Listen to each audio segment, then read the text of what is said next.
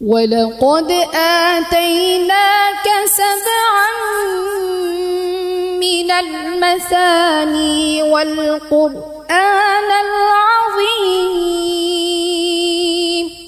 আমার যখন 6 বছর তখন হচ্ছে আমি কিরাত প্রতিযোগিতা করি বাইতুল মোকাররমে ইসলামিক ফাউন্ডেশনের মাধ্যমে।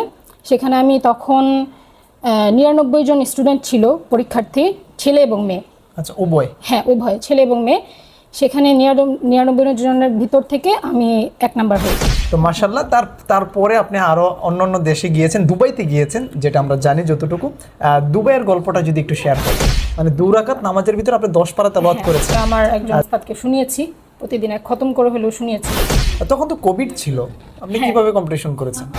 আমি জানতে চাচ্ছি যেটা হচ্ছে যে একজন ছেলে মানুষ একজন মেয়ে মানুষের পড়া শুনেছে, এটার ভিতরে যে আপনাদের মাঝখানে কি কোনো দেওয়াল ছিল কিনা? আসসালামু আলাইকুম সম্মানিত প্রিয় শ্রোতা বন্ধু, যারা দেখছেন রাবি মিডিয়ার পর্দায় প্রতিবারের ন্যায় আমি আছি আপনাদের সাথে জিহাদুল ইসলাম। আজকে আমি আবারও সফলতার গল্প নিয়ে চলে এসেছি। আজকে আমাদের অতিথি হচ্ছেন আমাদের আয়েশা আপু। আমরা আজকে আয়েশা আপুর কাছে তার সফলতার গল্প শুনবো। তার সফলতার গল্পটা কি তার আগে আমি একটু ইন্ট্রো দিয়ে নিই। যিনি হচ্ছেন বিভিন্ন দেশে বাংলাদেশের লাল সবুজের পতাকাকে উত্তীর্ণ করেছেন, কোরআনের আলোয় আলোকিত করেছে। আমরা সর্বপ্রথম চলে যাব আয়েশা আপুর কাছে। কেমন আছেন আয়েশা আপু? জি আলহামদুলিল্লাহ, ভালো আছি। আমরা একদম শুরু থেকে জানবো, আপনার জীবনের গল্পের একদম শুরু থেকে আপনি কোথা থেকে হ্যাফজ শুরু করেন, তারপর কিভাবে আপনি আন্তর্জাতিক কম্পিটিশনগুলো করেন, কিভাবে উত্তীর্ণ হয়েছেন, আমরা একদম শুরু থেকে জানবো। আমরা শুরুতেই জানতে চাচ্ছি আপনি কোথা থেকে শুরু করেছেন আপনার এই লাইফের যাত্রা। প্রথমত হচ্ছে আমি আমার আম্মুর কাছে হাফেজা হয়েছি, আমরা 4 বোন।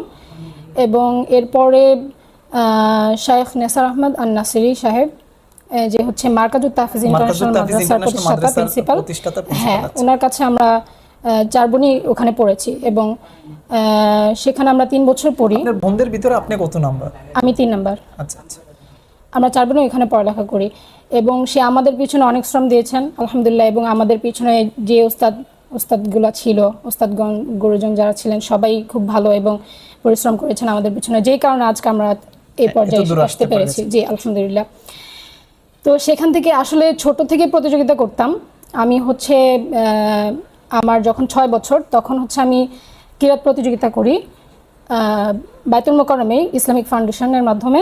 সেখানে আমি তখন 99 জন স্টুডেন্ট ছিল, পরীক্ষার্থী, ছেলে এবং মেয়ে।